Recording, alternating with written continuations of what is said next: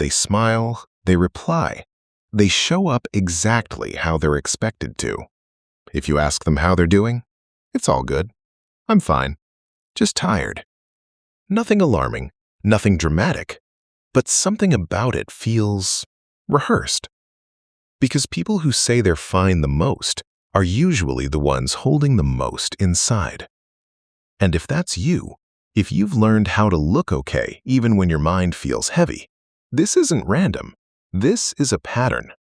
And today we're breaking down the psychology of people who pretend to be fine and what's actually happening beneath that calm surface. Here's the truth most people never stop to question. Pretending to be fine isn't about deception. It's about survival. Because somewhere in your past, you realized something important. That being fully honest about how you feel doesn't always lead to understanding. Sometimes it leads to discomfort, sometimes to judgment, sometimes to silence. So your brain made a decision. Simplify everything. I'm fine. Number 1. You learned that your emotions weren't safe to express. At some point you tried, you opened up, you explained what you were feeling, you showed a real version of yourself. And what came back? Maybe people didn't get it, maybe they minimized it, maybe they changed the subject, or made you feel like you were too sensitive. So your brain adapted. It thought, okay, we're not doing that again. Psychologists call this emotional suppression. But it's not as simple as hiding feelings. It's retraining yourself to not even go there, to filter, to downplay, to shrink your emotional expression until it feels acceptable. Not because you want to lie, but because you don't want to be misunderstood again. Number 2. You don't want to be a burden.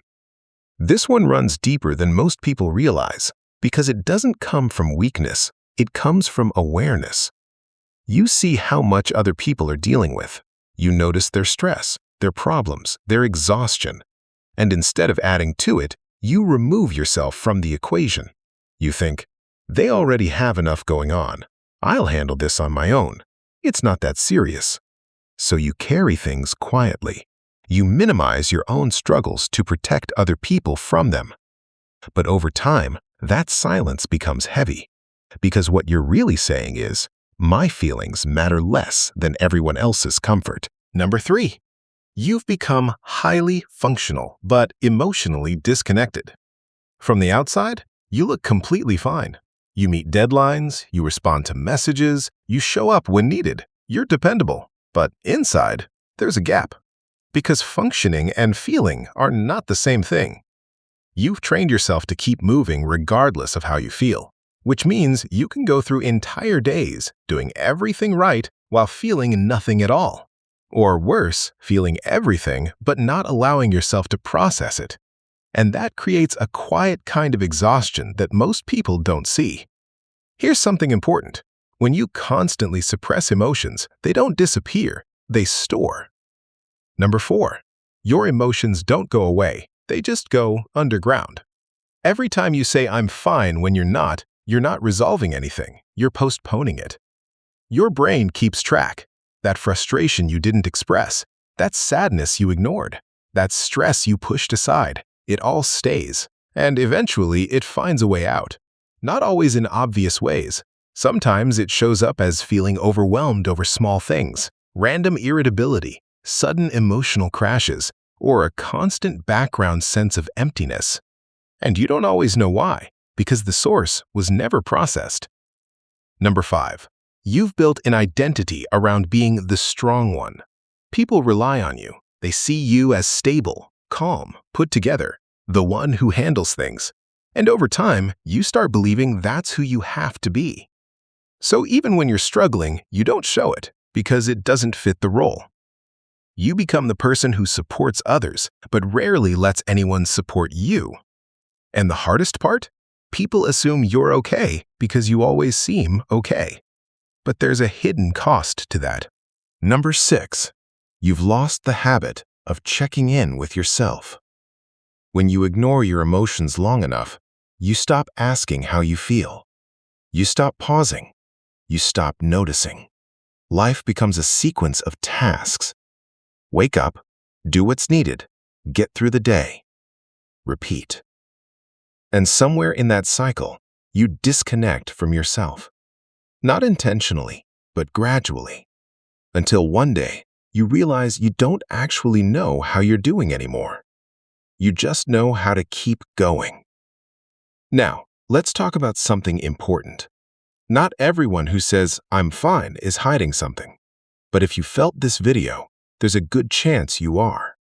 And that matters, because there's a difference between being okay and being used to not talking about what's wrong.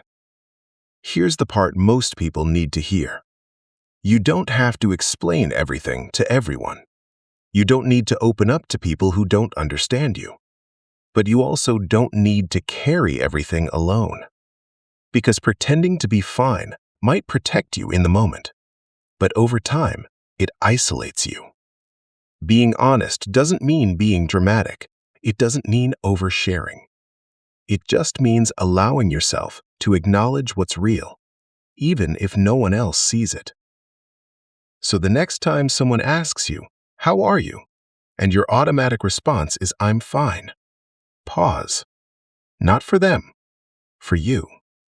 Ask yourself, is that actually true? Because maybe you're not fine. Maybe you're tired, overwhelmed, carrying more than you show. And that doesn't make you weak. It makes you human. You don't have to break down. You don't have to explain everything.